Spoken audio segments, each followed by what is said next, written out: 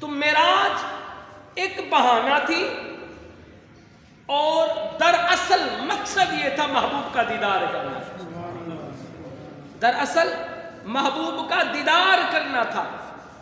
اللہ نے فرمایا جبریل جا میرے محبوب کو بلا کے لا۔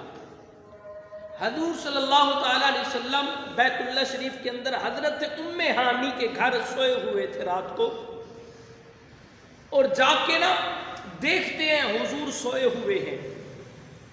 پھر حضرت جبریل اللہ کی پاک بارگاہ میں حاضر ہوئے، مولا حضور تو سوئے ہوئے ہیں۔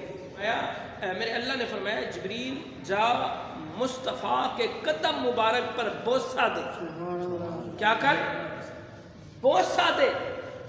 روایات کے اندر آتا ہے حضرت جبریل علیہ السلام نے حضور مبارک صلی اللہ علیہ وسلم کے قدم مبارک کو نا ایک مرتبہ بوسہ دیا۔ حضور جاگ گئے تھے لیکن حضور نہیں اٹھے۔